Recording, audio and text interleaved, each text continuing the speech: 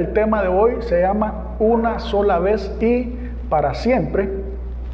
Y prepárate, abre tu mente, abre tu corazón, porque hoy vamos a estar entendiendo algunas cosas que Dios quiere que las recibamos con nuestro espíritu, que nosotros podamos tener una conciencia plena de qué significa, qué es lo que representa el que tú tengas la bendición hoy de poder tomar la cena del Señor y qué alcance tiene esto en el ámbito espiritual. Por eso es que es muy importante que tú, cuando hagas algo, lo hagas con plena conciencia, con pleno conocimiento, y precisamente aquí es donde nosotros tenemos que entender en quién hemos creído y en qué hemos creído, y que todo lo que hagamos, que todo lo que practiquemos debe de tener un fundamento en la palabra de Dios. Creo que todo lo que nosotros practicamos debe ser de acuerdo a su palabra, no porque lo oímos por ahí, no porque lo vimos por ahí o porque creemos que así le agrada a Dios. Definitivamente que no. Nosotros debemos de cumplir lo que dice la palabra de Dios, debemos de hacer lo que dice la palabra de Dios, debemos de vivir conforme a la palabra de Dios. Nosotros no solamente debemos de oír, sino que también somos hacedores de la palabra de Dios. Pero aquí es en donde nosotros tenemos que tener la revelación del Espíritu para saber cuál es la voluntad de Dios. Y entonces para esto es necesario escudriñar la palabra de Dios y ser guiados también por su Santo Espíritu. Muy bien, entonces quiero bendecir a nuestra hermanita Karen, que se está conectando también. Bienvenida, hermanita Karen. Bienvenida, hermanita Daisy Castellanos, también a este discipulado nuevamente. Y qué bueno, pues que está esa bendición de que se desea pues seguir creciendo en la palabra de Dios. Muy bien, vamos a entrar de lleno entonces al tema de hoy para aprovechar el tiempo y para hacer lo más breve posible que se pueda, tomando en consideración que al final vamos a estar tomando la cena del Señor. Entonces, el tema para esta noche se llama Una sola vez y para siempre.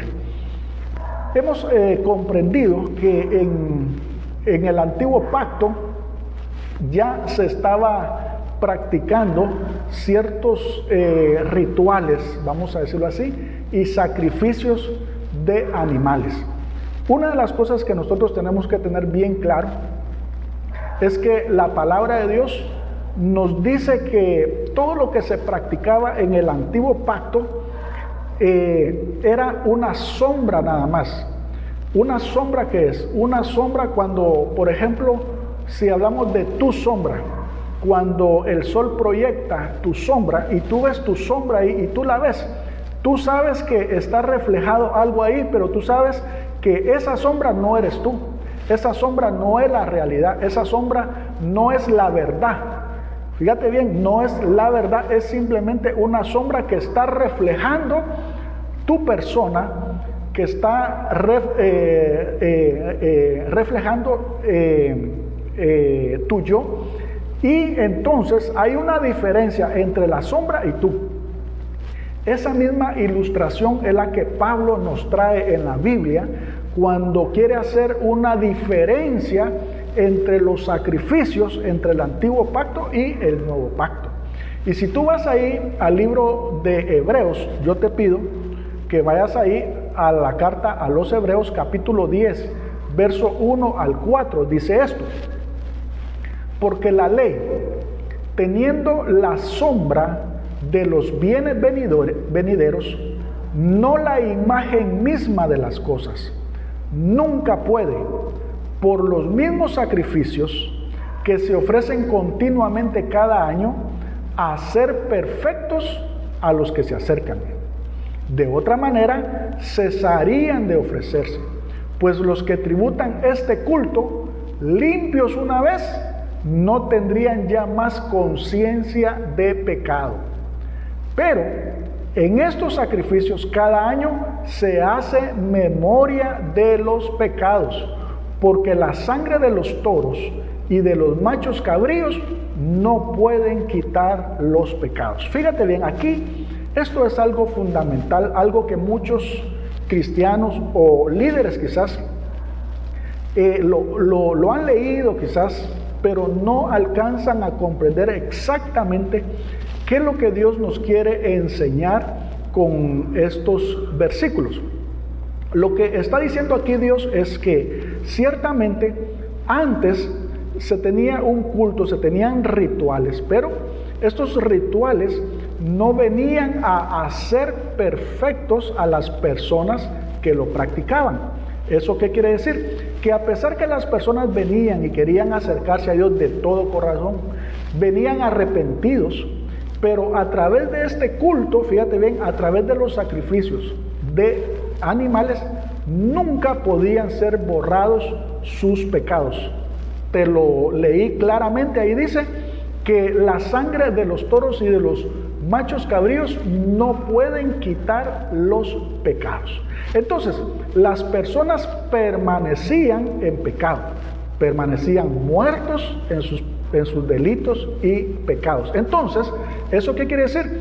Que este antiguo pacto, estos antiguos rituales, solamente venían a aliviar, fíjate bien, a aliviar un poco la culpa y la condenación de las personas, porque al final, cuando ellos venían y se presentaban, Dios les decía a ellos: recuérdense de todos los pecados que cometían. Y entonces ellos venían y empezaban a recordarse. Imagínate tú, a recordarse pecado tras pecado durante un año.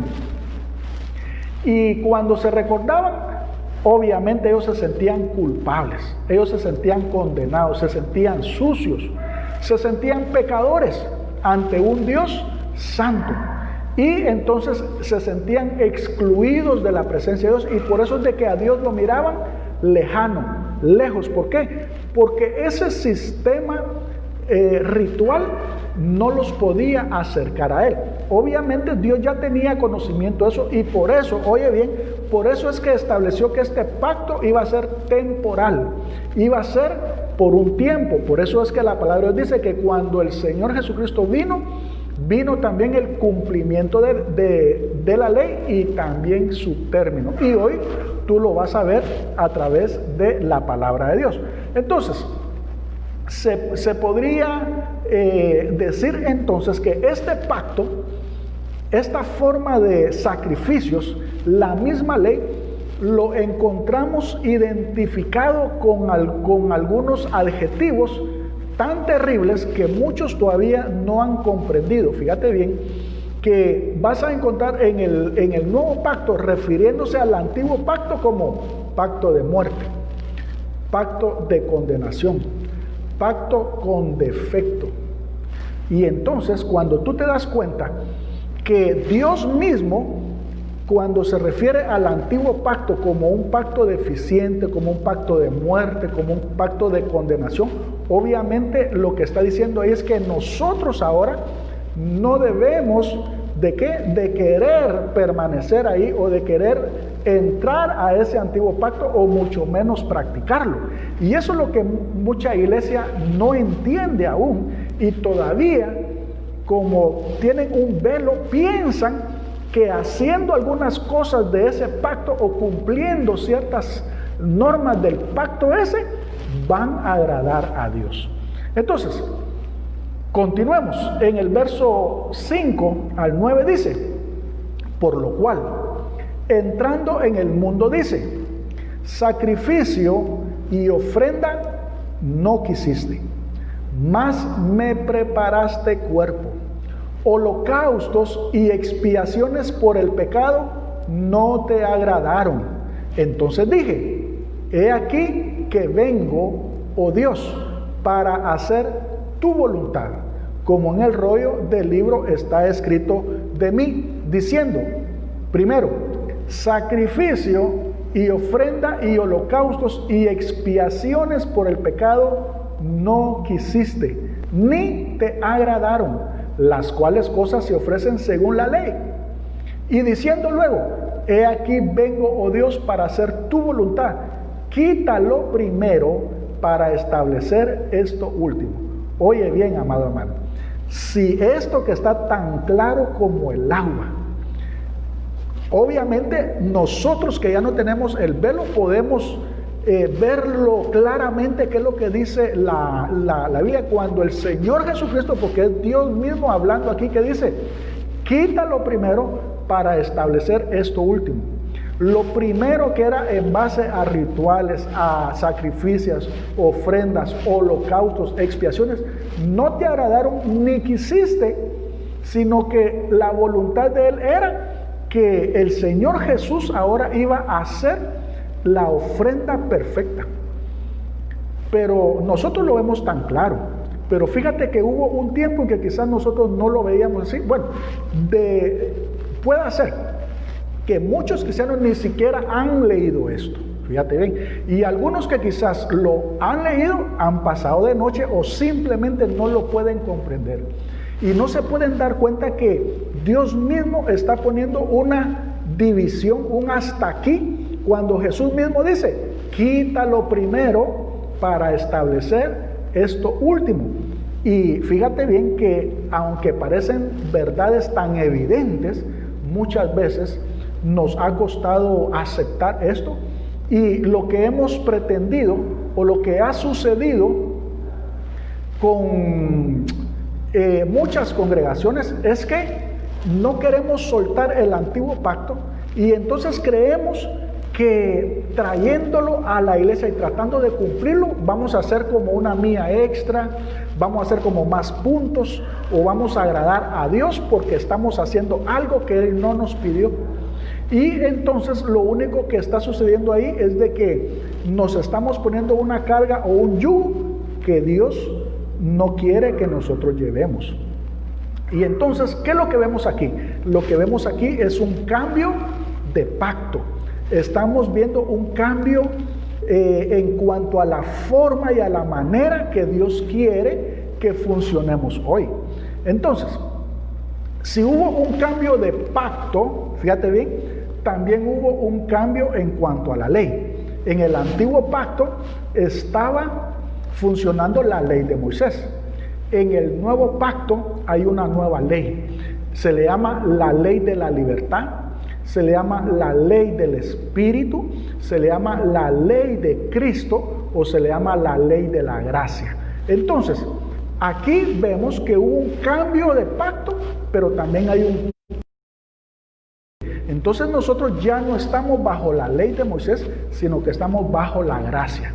Ahora nosotros nos regimos por la ley de la libertad, nos regimos por la ley del Espíritu, nos regimos por la ley de Cristo. Eso quiere decir que obviamente sí tenemos ordenanzas, sí tenemos mandamientos, sí tenemos principios en el nuevo pacto que nosotros tenemos que cumplir, pero ya no son, fíjate bien, ya no son los que se practicaban antes. Entonces, cuando hubo un cambio de pacto, también hubo un cambio de principios.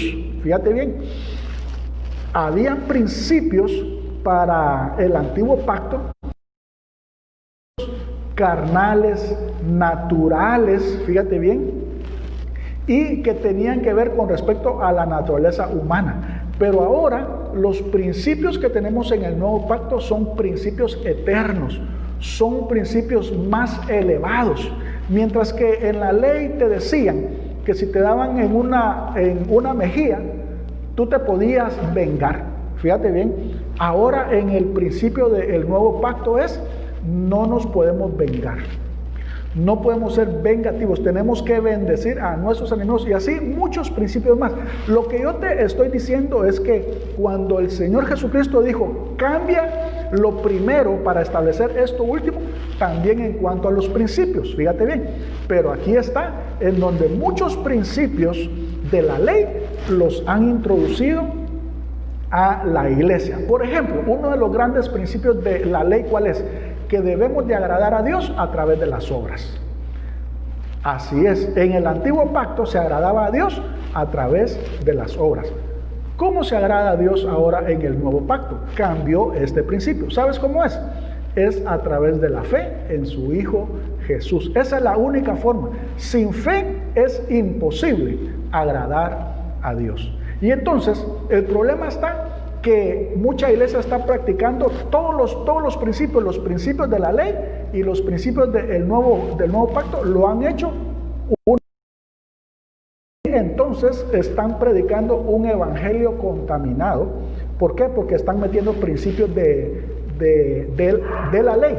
Y entonces hay predicadores que empiezan a decirte a ti, si tú no haces esto, entonces Dios no te va a bendecir. Si tú no haces esto, entonces no vas a agradar a Dios. Si tú haces esto malo, entonces Dios te va a maldecir. Y esos son los principios de la ley. Cuando hubo cambio de pacto, también hubo cambio de doctrina. Fíjate bien, una enseñanza diferente. El antiguo pacto, obviamente, ellos ya tenían su propia doctrina. Pero cuando vino el Señor Jesucristo, cambió todo eso por su doctrina. Y a esta doctrina se le llama el Evangelio de Cristo. Fíjate bien, el Evangelio de Cristo. Esa es la doctrina de Cristo, el Evangelio de las buenas nuevas. Entonces, aún dentro de la iglesia se tiene que seguir evangelizando. Fíjate bien, porque ese es otro error que la iglesia ha cometido, porque piensan que el evangelio o la evangelización es solamente para el mundo. Debemos de evangelizar al mundo, dicen. No, la Biblia dice que son los cristianos que tienen que seguir siendo evangelizados. A la iglesia se le tiene que seguir dando buenas nuevas. Fíjate bien, no para que crean porque ya creyeron, sino que para que permanezcan, fíjate bien, para que su fe aumente, para que puedan comprender que el Señor los sigue bendiciendo. Y entonces el evangelio se tiene que predicar también a la iglesia. Y pues también hubo un cambio de doctrina ahí, cuando se dio el cambio de pacto. Cuando hubo cambio de pacto, también hubo un cambio de sacerdocio. Antes, el sacerdocio del antiguo pacto era según el orden de Aarón, según la tribu de los levitas. Ese era el sacerdocio que estaba funcionando en el nuevo pacto, en el antiguo pacto, pero en el nuevo pacto, como es algo diferente, se establece un orden diferente. En el nuevo pacto es según el orden de Melquisedec, y entonces ahora nosotros tenemos un nuevo sumo sacerdote, ya no es según el orden de Aarón, sino que nuestro sumo sacerdote ahora es Cristo Jesús. Y entonces Él te ha levantado a ti como ministro y como sacerdote de este nuevo pacto. Entonces, cambio de pacto, también hubo cambio de sacerdocio. Gloria a Dios por eso, amén. Al haber un cambio de sacerdocio, también hubo un cambio de sacrificios. Fíjate bien, en el antiguo pacto se sacrificaban animales, se sacrificaban ofrendas vegetales. Pero en el nuevo pacto también hay sacrificios. Fíjate bien, también los hay, porque si hay un sumo sacerdote, hay sacerdotes, entonces tienen que haber sacrificios. Pero oye bien cómo funciona esto. En el antiguo pacto, los sacrificios eran porque la gente tenía una conciencia de pecado y quería acercarse a Dios por su misericordia y por su perdón. Ahora, en el nuevo pacto, los sacrificios que se dan ya no es por conciencia de pecado, sino que ya es un sacrificio de júbilo, de alegría, de jolgorio, de regocijo, de gozo. Y entonces los sacrificios del nuevo pacto, ¿qué son? Son las alabanzas, son los cánticos nuevos, son nuestras siembras. Cuando tú evangelizas, la Biblia dice que los sacrificios son espirituales. Fíjate bien, en el nuevo pacto.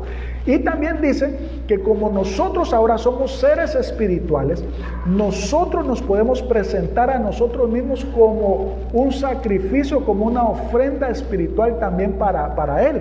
Nuestro corazón lo presentamos a Él como un sacrificio vivo, fíjate bien. Entonces, cambio de pacto, también hubo un cambio de sacrificios. Aquí eran animales, aquí son sacrificios espirituales. También hubo un cambio de pueblo. Fíjate bien, allá era el pueblo judío, aquí es el pueblo gentil, aquí es el pueblo que no estamos practicando el judaísmo o la ley de Moisés, sino que nosotros somos gentiles. Y entonces nosotros también ahora somos el pueblo de Dios. Tú eres ahora parte del pueblo de Dios. Pero también hubo un cambio de tabernáculo, un cambio de templo. ¿Por qué? Porque el antiguo pacto también tenía un tabernáculo, tenía un templo en donde se tenía que practicar esto. Y ahora en el nuevo pacto también hubo un cambio, fíjate bien. Ahora el templo eres tú, el templo ahora soy yo. Ahora nuestro nuevo templo donde está ministrando el Señor Jesucristo como nuestro sumo sacerdote es en la nueva Jerusalén, en la Jerusalén celestial. Entonces cuando tú ves todo esto en contexto, tú te das cuenta que Dios lo que vino a hacer es a cambiar todo eso. Pero aquí está que mucha iglesia no ha entendido, todavía tienen un velo y quieren continuar con el mismo sacerdocio, con los mismos sacrificios, con los mismos principios, con la misma ley, con el mismo con todo lo que el pacto de muerte, el pacto de condenación, quieren continuar y lo han traído. Tú te puedes sorprender y te quedarías con la boca abierta así. Si tú pudieras ir a todas las congregaciones que hay, a las diferentes denominaciones que hay en donde la iglesia está practicando desde la forma de vestirse, así como hay quienes que no se cortan el pelo, hay quienes que usan velo, hay quienes que prohíben pantalón, prohíben muchas cosas. ¿Por qué? Porque todavía están practicando la ley o usan algunas cosas. Fíjate bien, se las ponen porque todavía están practicando la ley. Y entonces si tú te das cuenta cuán contaminada está la doctrina de Cristo, cuán contaminada está el nuevo pacto con respecto al antiguo pacto. Y yo te estoy mostrando ahorita que hubo un cambio en cuanto a todo. En cuanto a todo, hay una diferencia entre el antes y después. Comenzando, fíjate bien, con que antes no había perdón de pecados. Hoy sí ya lo hay. Solamente con eso hay 1.000.000 de kilómetros de diferencia entre un pacto y otro. Pero quiero que sigamos leyendo en el versículo 10. Dice: en esta voluntad, ¿en cuál voluntad? En este nuevo pacto. En esta voluntad somos santificados mediante la ofrenda del cuerpo de Jesucristo hecha una vez y para siempre. Y ciertamente todo sacerdote está día tras día ministrando y ofreciendo muchas veces los mismos sacrificios que nunca pueden quitar los pecados. Pero Cristo, habiendo ofrecido una vez para siempre un solo sacrificio por los pecados, se ha sentado a la diestra de Dios. De ahí en adelante, esperando hasta que sus enemigos sean puestos por estrado de sus pies, porque con una sola ofrenda hizo perfectos para siempre a los santificados. Mira, cuando alguien lee este versículo y ya tiene quitado el velo, no hay forma de que nuestro corazón no se llene de gozo. No hay forma que nosotros nos regocijemos con esta verdad, porque esto es tan importante. ¿Por qué? Porque con este sacrificio que el Señor Jesucristo hizo, fíjate bien, lo que hace es que quita de ti la conciencia de pecado. Cuando Él te dice que ahora todos tus pecados han sido perdonados y que tú ahora estás limpio, fíjate bien, que tú ahora puedes venir delante de Él con toda libertad, que Él te mira a través de Cristo y que ahora, te lo acabo de leer, dice, hizo perfectos a los santificados. Ahora, eso no quiere decir que nosotros ya estamos caminando sobre el agua, que no se peca. No estoy diciendo eso, sino que lo que estoy diciendo es que nos dio una salvación, nos dio vida eterna, que ahora nuestro espíritu tiene vida, fíjate bien, y que nuestros pecados, hoy no voy a entrar a el tema esa, pero otro día lo voy a dar, tus pecados pasados, presentes y futuros ya fueron perdonados, porque si no hubieran sido perdonados, entonces Jesús tuviera que estar siendo sacrificado cada vez, así como en el pacto antiguo, fíjate bien. Y uno de los principios que tenía el pacto antiguo era que si alguien pecaba, tenía que ofrecer ofrenda otra vez.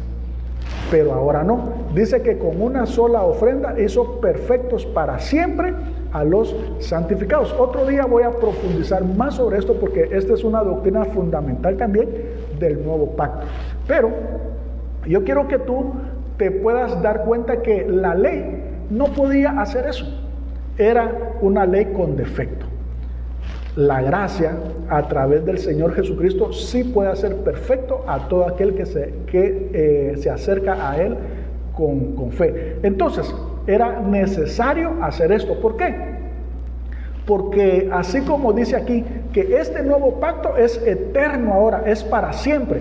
El otro pacto era temporal. Era mientras el Señor Jesucristo venía a cambiar las cosas. Y con esto quiero ir concluyendo. En el versículo 15 al 18 dice: y nos atestigua lo mismo el Espíritu Santo, porque después de haber dicho, este es el pacto que haré con ellos, después de aquellos días, dice el Señor, pondré mis leyes en sus corazones y en sus mentes las escribiré. Añade, y nunca más me acordaré de sus pecados y transgresiones, pues donde hay remisión de estos, no hay más ofrenda por el pecado. Oye esto, amado hermano. Ahorita no me va a dar tiempo de profundizar aquí, pero si tú pudieras comprender que cuando el Espíritu Santo te da testimonio a tu espíritu de que Jesús en la cruz te limpió de todos tus pecados, y dice que donde hay remisión, o sea, donde hay perdón de pecados, ya no hay más ofrenda por los pecados. Por eso es de que Él murió una vez y para siempre. Y por eso es que decimos que fue el sacrificio perfecto. Fue la ofrenda perfecta. Pero aquí viene esto. Fue el sacrificio perfecto para siempre. Fue la ofrenda perfecta para siempre. Entonces, lo que te está diciendo Dios aquí es que te borró los pecados para siempre. Y ya no hay más sacrificio.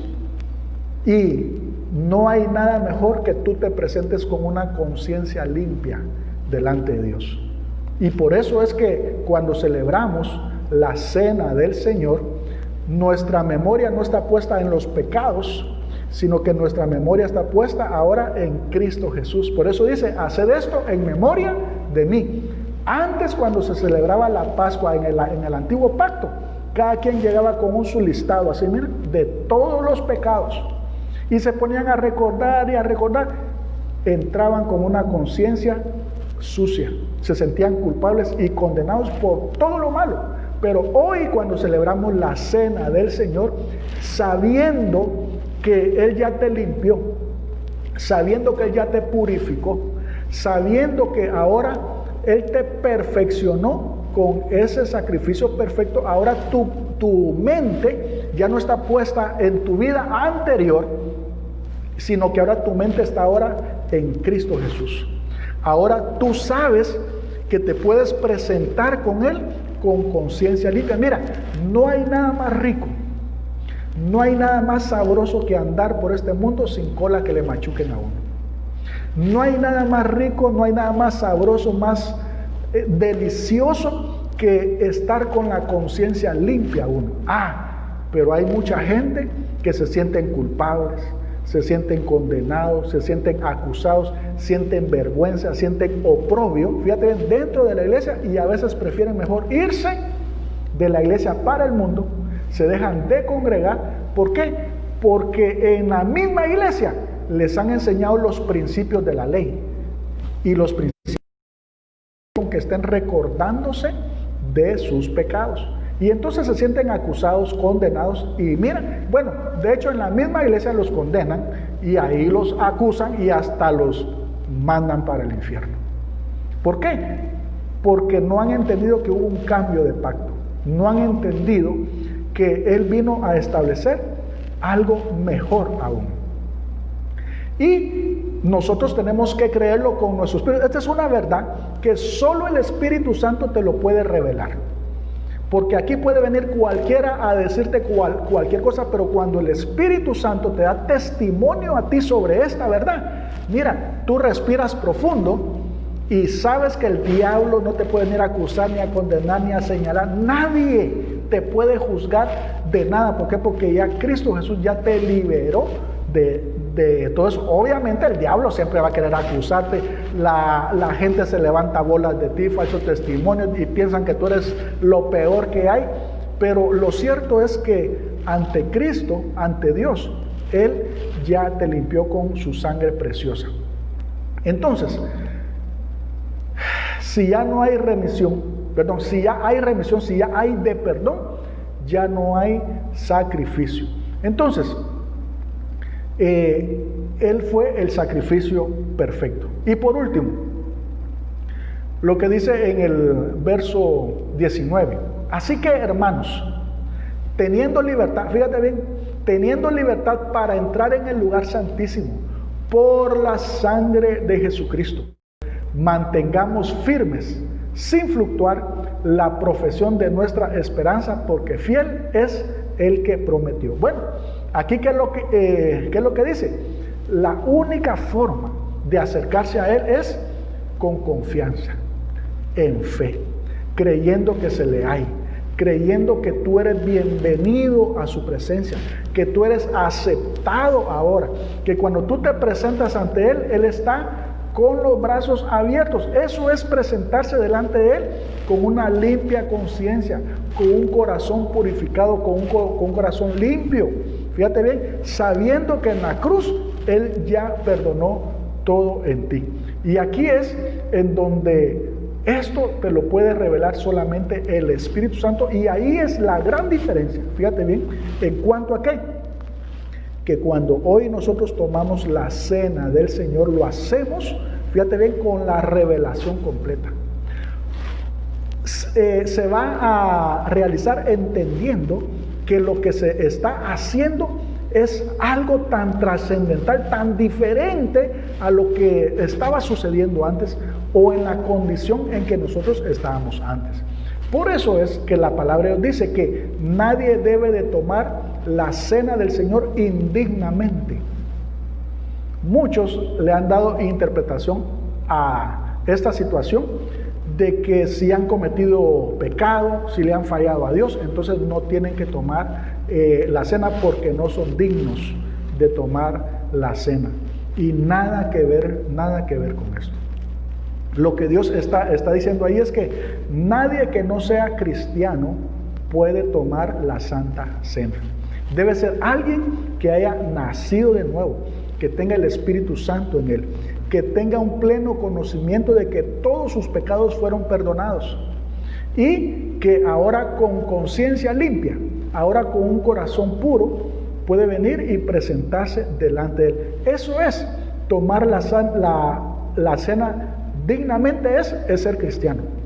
La dignidad te la da Cristo, la dignidad no te la das tú. Cuando a alguien se le dice que es dignatario, es porque un país, un gobierno o una autoridad le ha dado a él el rango o la autoridad para representarlo. Entonces la dignidad no se le da él solo, se la dio alguien más.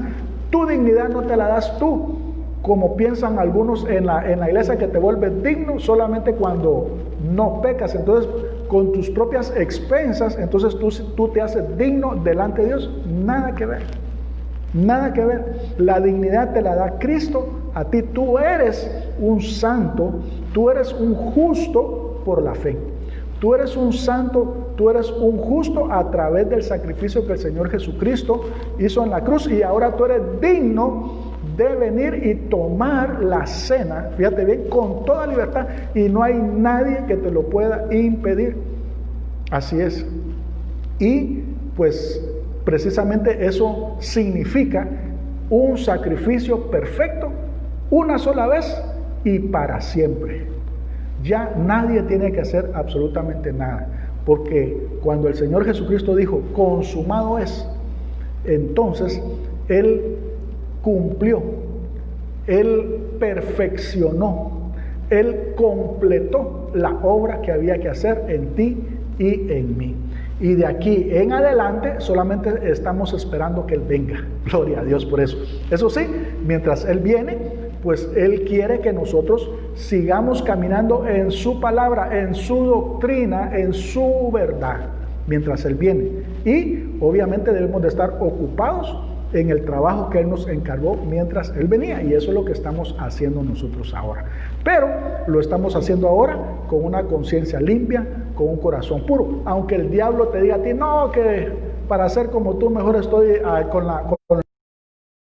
no le creas al diablo. Lo que tú tienes que creer es lo que la palabra de Dios dice, lo que Cristo dice, lo que su doctrina dice, y Él dice que ya te hizo perfecto con una sola ofrenda para siempre, que Él ya te limpió, que Él ya te lavó, que tú eres digno ahora, porque eres su hijo, eres su iglesia, ahora tú eres un espíritu con Él, ahora tú perteneces a la familia de Dios, tu ciudadanía no está aquí en la tierra, sino que está allá en el cielo, que estamos en este mundo, pero ya no somos de este mundo, que nuestro corazón está allá, nuestro tesoro está allá, y nadie te puede condenar, nadie te puede acusar, nadie puede venir y decir nada en contra de ti, porque lo que importa es qué es lo que dice Dios.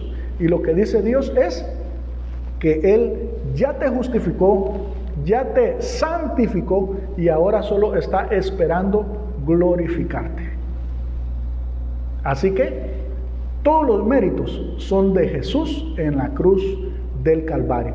Nosotros solamente tenemos que extender nuestras manos y recibir todas las bendiciones que el Señor tiene para cada uno de nosotros. Así que yo te voy a pedir, como siempre, pues que si hay alguien que quizás no ha recibido al Señor Jesús, todavía no es digno, pero oye bien, si hoy mismo recibe a Jesús como Señor y Salvador, en este mismo instante ya queda con la capacidad, ya queda como digno, oye bien, como digno, porque eso te lo da Él, como digno de tomar la Santa Cena.